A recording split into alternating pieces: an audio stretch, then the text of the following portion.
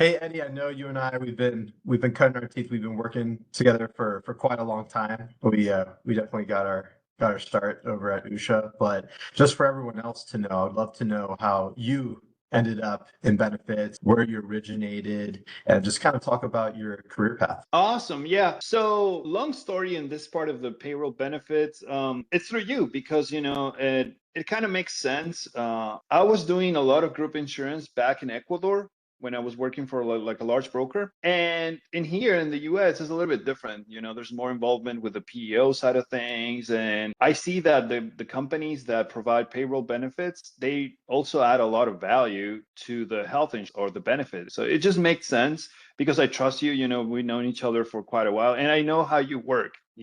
And because of that, I got very interested in this. And, we're helping you grow your business and you guys are helping me grow my business. So it just makes I love that. No, thank you so much. I know we had our start, and we appreciate just the evolution that we've taken, not only through our relationship personally, but just on the business side, how we're able to step up your group benefits to really get introduced to the employer benefit side.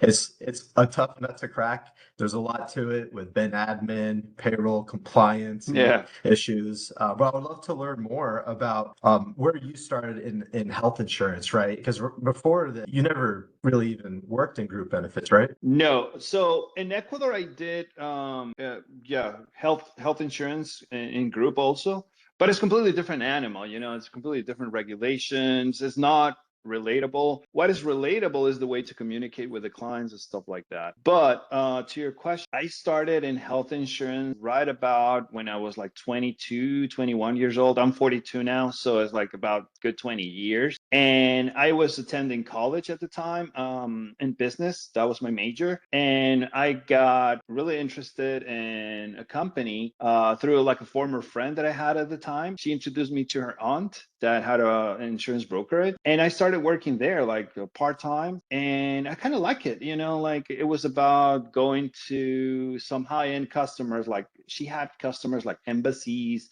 She had like some international companies. So I went there and visited with the actual employees and gather all their claims for reimbursement because it worked like that at that time, and kind of review the claim before they submitted it and kind of give them an expectation of time. So adding value like that, communicated with them. Like sometimes people are a little frustrated with insurance, you know how it is. And that was my job, pretty much, gathering those claims, sending to the insurance company, wait for the checks to get back, and then talking to them, explaining, hey, this went to deductible, this, whatever benefits, this is your check, stuff like that. So that's how I started. And then I never stopped much. I like the industry because it's never boring. Well, I would love to know especially with the difference between Ecuador international plans and the U.S. based medical plans. What's the craziest story between each area that you've had? Oh man, I have stories to like for days and days. But what can I tell you? Like a crazy story. I don't know. I'm just blank. Can you circle back to me? Let me go back Yeah, to yeah. my notes. Ask that question to Amelia, and then I will answer that question. I want to All right, find a good sounds one. sounds good. Well, how about this before we move on? Who's the person that taught you the most in your career? That is a great question. That is a great question. I would say in Ecuador, I was acquainted with a broker that was he was a very senior citizen and he still worked. He was like 78 years old when I met him, and he still had a book of business that he visited. Like he didn't, I'm not going to say that guy was sending email, he was not. But every morning he had a driver. He will go and visit all his clients and then come back to the insurance company that he needed to talk to about those clients and find somebody that will help him fill those clients' needs or complaints, whatever. And that's what he did until the day he died. And he was very positive and he was very like well dressed, outspoken, just a nice guy, man. And even his sons, like his kids, they were in their mid 40s, and they were running the business as well. Everyone in that family was like a hunter. So I think I learned from a ton of, but I think that one motivated me a lot. Like that kind of show me the way that you can do this for a long run if you do things right. Definitely. No, I like that a lot. And I think now everything is kind of transitioning with a hybrid of going in person, and then just like right now, the only way we can really make this seamless and possible, you being in Florida, Amelia and I being in California, we have to do this online presence via WebEx or via video conference. But it's definitely not losing that human touch, because we can even make this very personal. This can be a very Yeah. intimate setting. So no, I do appreciate that. And I know Emilio, you have to go in 5 minutes, so maybe we should talk about you a little bit here. So Emilio, I would love to know, how did you end up in the payroll and benefit space? I didn't even know I was getting into payroll and benefits when I took the job. That's how I got in there. My goal growing up and watching a lot of American movies was always to work for an American corporate company, a big corporation in America, work at a big building with a lot of millionaires. I thought that was a thing, and I always wanted to really dive deep into small, medium-sized businesses from a young age. Those guys and girls were very inspiring to me. And an individual gave me an opportunity at Paychex after 8 months of interviewing. Because of my status, it's a little bit difficult to find somebody that will allow me to work for them. So I have a special visa that allows me to work in America. So it was definitely hard to find somebody that will take my position, but they did, and I've been here for almost 4 years now, and I've been loving it. It's definitely not a position that is easy, right? There's a lot of ups and downs, but at the end of the day, it's very rewarding that we get to help so many individuals and their employees to succeed and to be happy at the end of the day. I love that. And I mean, going from not knowing much of anything, going from another country and coming into California, or the USA, California especially, and figuring out all these different insurance products, compliance issues. What was that like? Just trying to peel the layers back of the onion and just trying to learn everything that comes with a payroll or PEO solution. Yeah, that's a great question. So this was a whole new language for me, right? I already know 3, 4 languages, so this was only adding one more layer to my brain, right? So I feel myself that I can adapt very well to situations, to different environments, and this one was one more of those, right? I didn't know anything, like you said, about private insurance. I didn't know anything about workers' compensation, payroll. I was never curious about it, to be honest with you. So the first 6 months to a year, it was definitely a big learning curve, right? I was the type of guy that will join any type of room and will just listen, take notes, don't say anything, right? I remember from my early days with my cohort, I was the only guy that didn't have anything to add to the discussions because I just didn't know. But looking back, I'm probably one of the most successful people that are still with paychecks from that cohort, right? Because I just grinded, worked hard, and at the end of the day, you have to be a sponge on nowadays with all the new things and all the nuances that comes with businesses. You need to adapt. So that's what I did, and here I am. I mean, I feel that I'm pretty successful at Paychecks. I've developed a lot of relationships, and that's because of the mentality that has allowed me to grow within the industry, within my people, and within my client. Absolutely. No, I commend you. You've always been such an incredible self-starter and always eager to learn. Even when it's someone else's responsibility, you still want to take that opportunity to learn as much as possible about that. Out of all of those different scenarios with payroll, benefits, work comp, risk, compliance, was the hardest one to learn? Medical insurance. Definitely the medical insurance part of things because I'm coming from a place where insurance is free, right? In Spain, we have free insurance. So coming in and learning about all these companies, deductibles, all these different HSA plans, high deductibles, it was a learning curve that took me a little while, but I have a great mentor called Michael Hartman that taught me to do all these, to learn. And yeah, now I feel very confident talking about it. I don't think I would have been here without you. So thank you for all the support, all the time spent teaching me the roots, and everybody that I've come across through my career at Paychex, I've been able to learn from each of those individuals.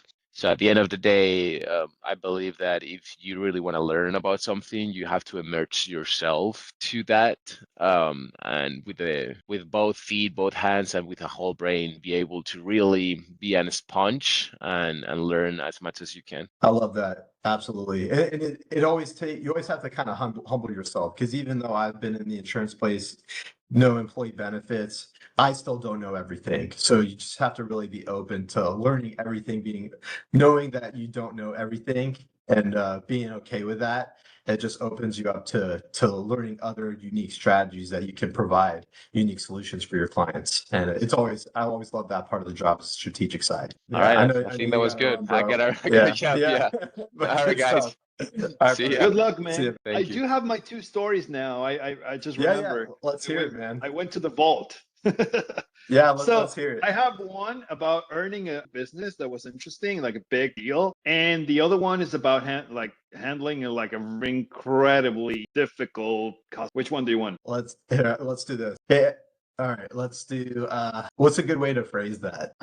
Or which one do you want So first? I don't know. because what was it? Which one was the question? What what was was the the crazy hardest? story? The crazy Oh story. yeah. A crazy story. So Eddie, you've been doing this for a while, coming up to 20 years in the health insurance area and just insurance area. You have to have some crazy stories. I would love to know what's the most unique story you've had. Okay, I actually have two. You tell me which one you want to hear first. One, it's about like a really, really tough client that was like berserk, and there was a situation to be handled somehow. And then there was another one very interesting about earning like a large account. Let's see. I think my audience, I think they'll like the drama with maybe the Drama. guy going Oh, berserk, this is and how you. dramatic. Yeah, Yeah, yeah, yeah. let's hear that.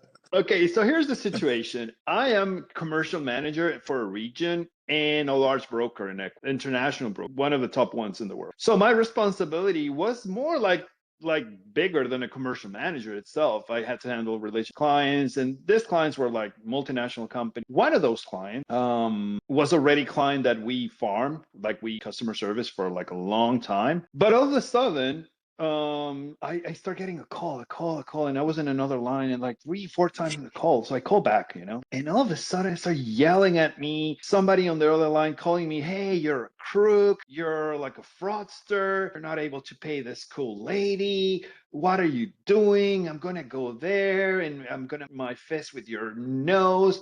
Like Oh aggressive, man. like ridiculous, like, and this is like I'm sitting there with a suit and like this, what's happening, man? Like, Yeah. what's happening? Where's the camera?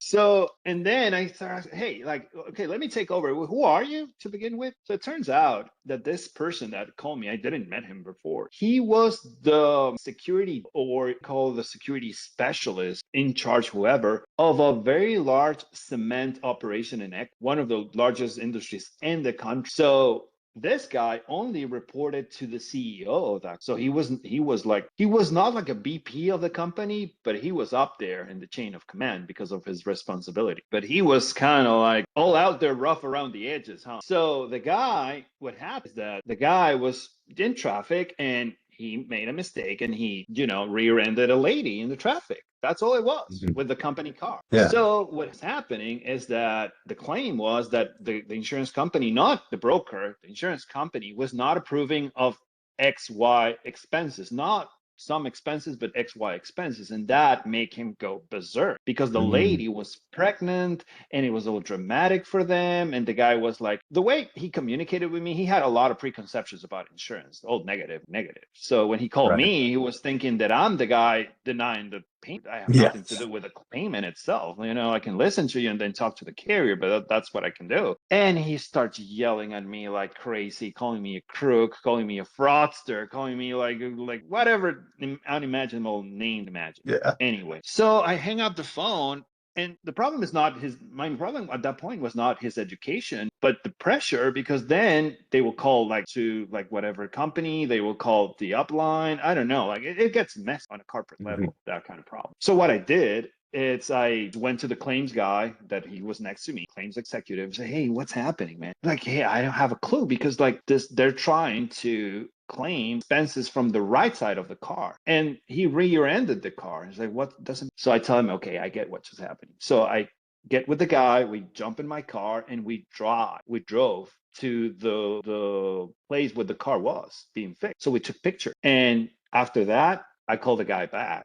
And then I was just all poker face, like, hey, so what's happening? Like, tell me what's the problem? Now we can talk. My name is this. I'll introduce myself, very polite, you know. I'm not going back to what you call me names and stuff like.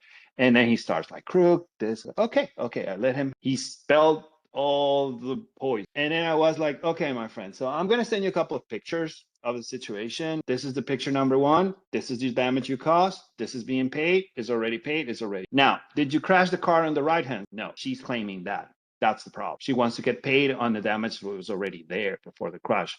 Do you agree we need to pay that or decline? Oh yeah, no, I understand. Like he was like this side. Yeah. Dude, and at the same time, he already called the VP in the other town. The VP was calling me, say, "What's happening, man?" Like they don't want that stress because it's like Right. it was like 30% of the billing from the broker. No kidding. So you can see the pressure for a little thing that this guy like overhyped over. Right. Oh, my friend, that situation is very draining. Like, but you know, we were able, like, thank God, I don't know what happened in my brain is just go and see the car and see what's happening. Yeah. Because if I start calling on some other person in the insurance company, it will create a whole mess. I don't know. I think we fixed it the best way possible. So yeah, that was dramatic, like to say the least. Yeah, it To feels see like like people, they're always quick to react and not seek understanding. And I feel like once that communication is met, you know, the old adage, you catch a lot more flies with honey than vinegar, right? So that's always how I approach things, and always try to seek understanding. And then it helps you just get through all of those unique instances. And you were kind of acting like almost a cop, right? You figured out the situation, and then you pretended you bluffed, right? You're like, hey, what happened? Tell me a little bit more. You knew what happened. You read the reports, but you needed to hear it from him so understand where his mind was at. And then you could help bring it all together so that you can show him, hey, we're not here to mess with you or deny claims, but we're here to pay responsibly what the damage the business has caused, right? And so just by kind of meeting him halfway, seeking to understand, you're able to kind of disarm him and not make him feel small, but actually just make him understand exactly what has happened. My goal was to have the facts so he can make the decision, but because that's what he wanted, you know. But that's Exactly. what he wanted, and I gave him that, and that, like, I took the bullet out of his chamber pretty much. But he was all about it. Like he was very like aggressive. Like, and I can tell you that thank God I was able to fix it that way, whatever the case may be. But at the end of the day, the weight of those situations, it's heavy, man. It's like, you know. Yeah. So those are it's the like, ones where it's tough to sleep that night. You're like, oh my gosh. it's like Yeah. you feel the unfairness of the situation, because I'm not trying to put myself as like we went through pain and suffering because of this, but at the end of the day, it was not worth it at all. You know, Yeah. it was like something that could have been an email. Oh my gosh. No, I get those all the time. You know, Blown out of proportion, like epic. yeah. But I feel, and what I always try to do, the second I get one of those emails, I call them. Hey, what's going on? Help me understand. And the words on an email come across so much more negatively, and it's a lot more loaded, or you can at least look into what the tone is.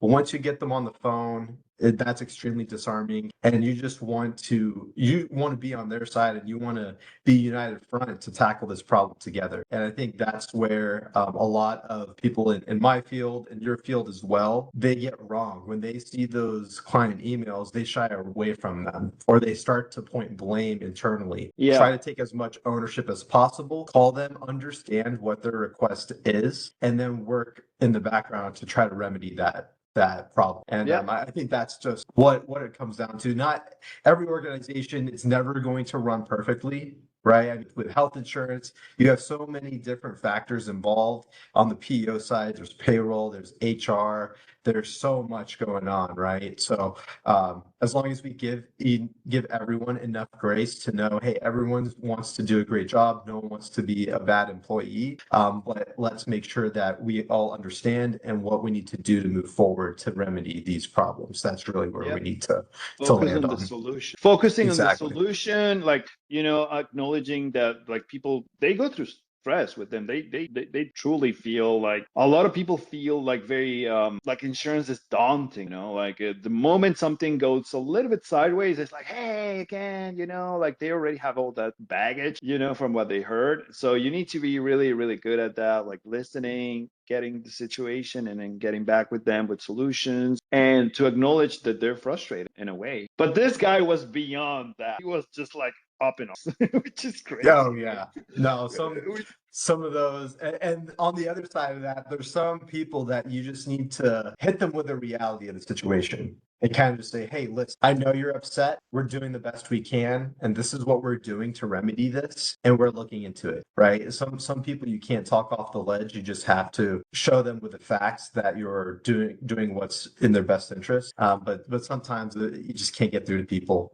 And that's just the reality of different personalities that we run into, and those different personalities fit for varying roles in different companies. So for us, we're running into such a wide variety of personality types, and we kind of have to adjust according on our tone, how we approach them, how we bring certain issues to them, and also even how we bring different creative solutions to them. Not talk down to them, really just help seek understanding. And it's a unique role we fill in sales, right? We kind of have to mirror and match our prospects and our clients, but ultimately we're all humans at the end of the day, and we want to stand by our products. We want to stand by our position, and really keep our integrity at the end of the day to really do what's best for our clients. Yeah, that's awesome. Yeah, like it takes a special kind of person to understand these things, and to handle those relationships and be able to help the client at the end of the day. So I really appreciate you because of that. You understand that from the get-go. You're very your approach is very human, very direct, very honest, and like you try to help. So that's why you are where you are. You're able to move from different industries, because at the end of the day, if you understand like what it entails and how to communicate with people, you're going to be able to help eventually. Simple as that. But it's easier said than done. No kidding. You just have to really listen and just seek understand, ask clarifying questions. And I feel maybe a lot of people get in trouble by not doing so, and they think, hey, I got this right the first time. I know exactly what they said. The second am unsure if I'm misunderstanding what they're saying, I'd have to ask a clarifying question, because I don't want that to now go dovetail into another issue that can become complex from just one misunderstanding. So I think being okay with not knowing is super important, and just showing humility to your clients and the people you partner with. Yeah, that makes sense. Yeah, that's awesome, man. So let me ask you, we're dealing with a potential customer. I wanted to ask you, because I think when we discussed a little bit about this, the prospect was saying, we utilize our own benefits broker for our plan. Only the required PEO voluntary options are offered by the company. So, and then you came back like saying like some things I want to explain to me, for like customers out there, prospective customers out there. How does this work? Like, are you able to switch your payroll company, stay with your current insurance carrier, broker if you like it? What's happening? Yeah, so all PEOs are created differently, right? Some Okay. are required to be on the master benefits. And we say master benefits, the benefits that are offered under the PEO umbrella for the major medical, and some require you to be under the master on the work comp side as well. So what's great about Paychex is we don't require either of those to be under the PEO. And many people think, well, then what's the point of being under a PEO if you don't get access to those benefits? Well, there's a lot that comes with the PEO. Yeah. One thing that really gets missed is the compliance side. By being a co-employer under a PEO with Paychex or any of the large ones, we're taking a lot of that compliance risk off their table. Because with changing laws and regulations on a federal, local, and even state level, the PEO is going to help make you aware of those changing legislations, so that they're processing the payrolls compliantly, correctly, so that not only the prospects aren't getting in trouble, but we aren't either as the co-employer. So there's a lot of value there. Not a lot of people know this, but even a lot of those larger companies are in a PEO. They don't have the workers' comp there. They don't have the major medical with the PEO. They primarily utilize it for just the overall compliancy. And like places like Meta, they use a PEO. Amazon uses a PEO as well, and they're multi tens of thousands of employees there, right? So people always associate those the master medical and the workers' comp as being the primary driver.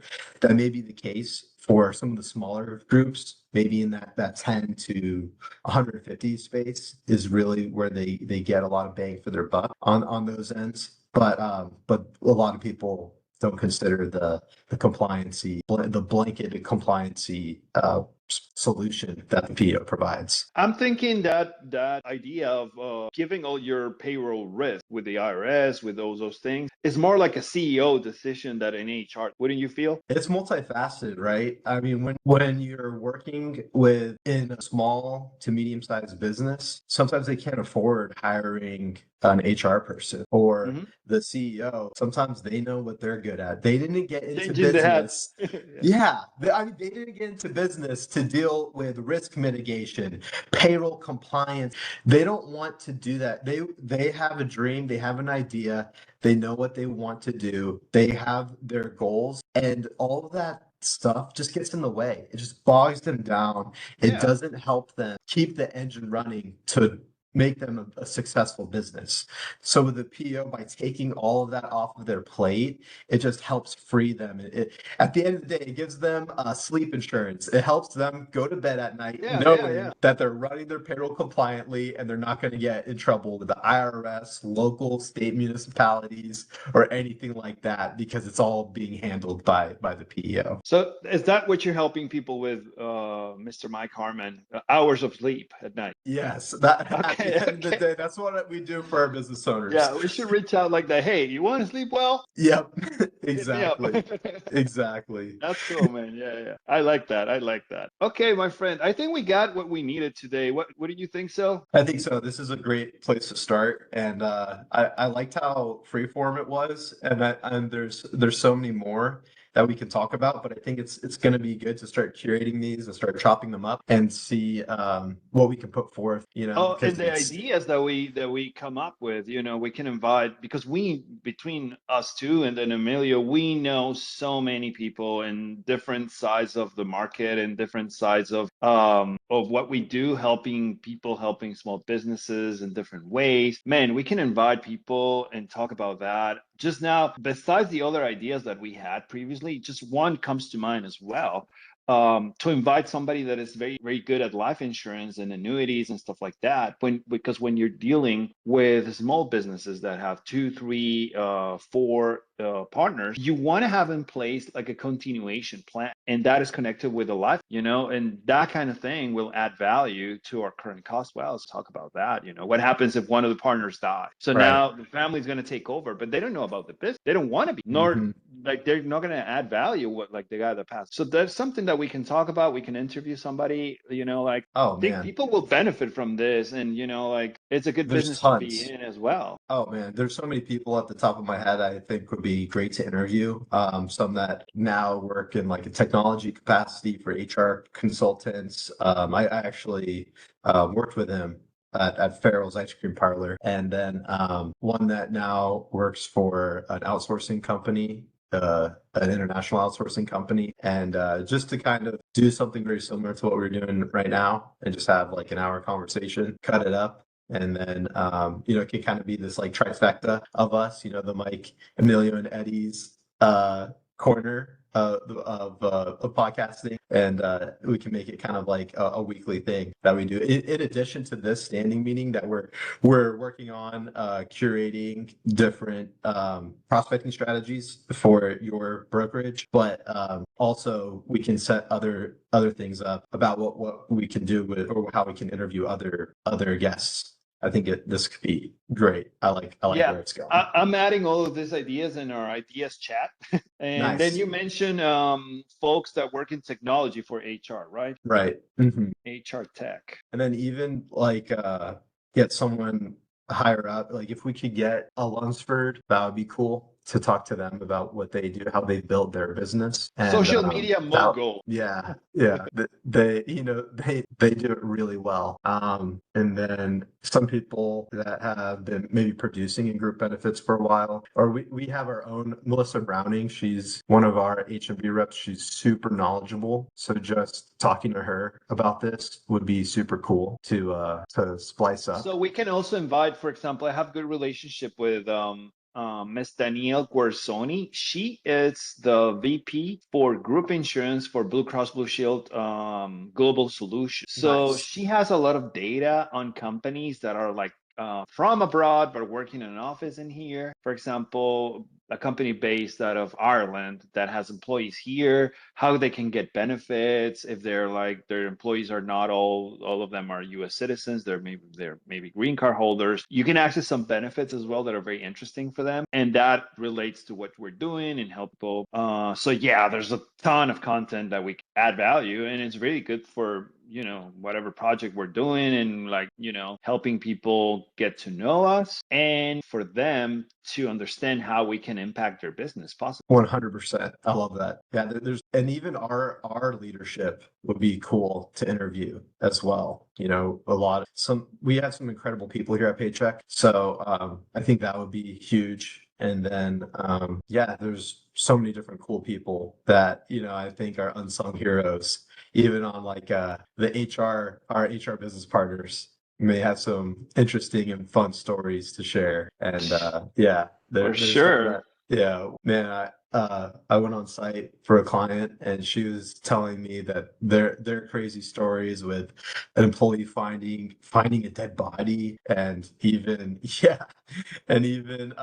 one taking a golf cart out and crashing it right on the same day, that other first day. And it's just like, man, sometimes I'm glad where we work, but the people we support are really going through it each and every day.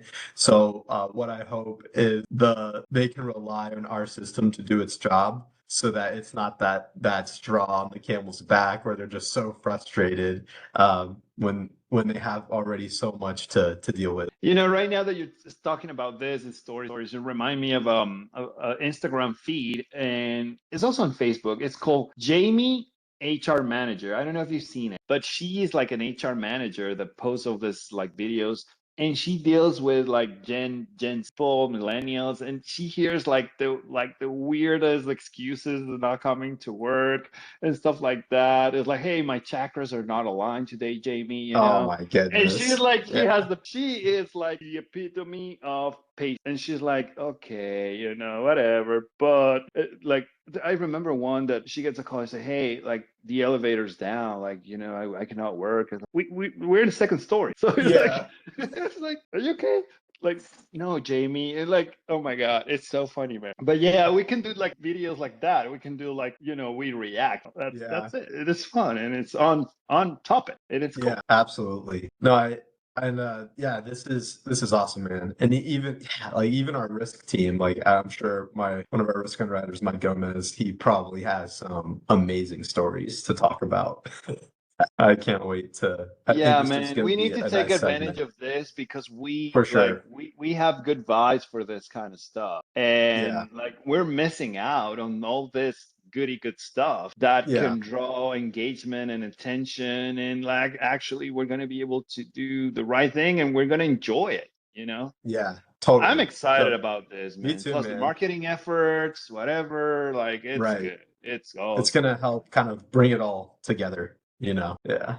Good stuff, man. Well, thank you, brother. I'm excited. I'll see if I can have there's like different subscriptions. I might just send this over to a different AI that can like make different video clips, and we can just kind of look through them to see how it gets cut up, and then we just start posting them. Yeah. And Download the video, send it to me. I will play with it as well. We'll take it from awesome. Good stuff. I'm glad we took our first step. You know what I mean? there. So Yeah.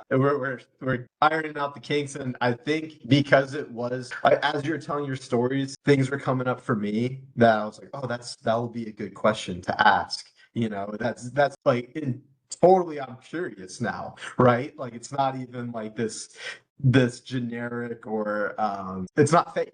You know, like it's legitimately like something I'm like, It's oh, like real, man. Like I I want told to you know. before, like it hit me because I was like connecting with other POs that are sending me information, whatever. But they have this is the right format because we're going to talk about like things that are professional, but at the same time we can keep it light and Yep, make it fun about it and talk about our experience. We have a ton of experience among the three of us, like yeah, stories, like ways to help, knowledge. Man, there's a lot. The thing is how you get it out. for And I sure. think this is the right way. This is comfortable. This Dude, actually, even my neighbor, he does very unique risk for property insurance or like a commercial insurance. Like he helps insure like the axe throwing companies and stuff like Oh, that. So he would be a great person to interview too and yeah, see. yeah, yeah. Yeah. Now, dude, now I got my gears turning, you know? Yeah, that's what I'm telling you, man. We I love know it, a man. bunch of people and we have a ton of information that is worth millions. Oh yeah. Oh yeah. All right, brother. Dude, well, great stuff, man. It was good catching up with you. And I'm excited to see where all of this is going to lead. And I feel like every year we're just compiling. It's the next step. And you've Yep. been key in that with Claude on everything you're doing with your brokerage. So thank you for just being such an awesome partner. And dude, I'm just so excited. We're going to do great things. Same words back to you, my friend. We love doing what we do and doing with the people that are right. Yep. 100%. All right, brother. Well, I'll talk to you next Friday. Take care, man. Have a All great right, man. week. You too. Talk to you soon. See ya. Bye.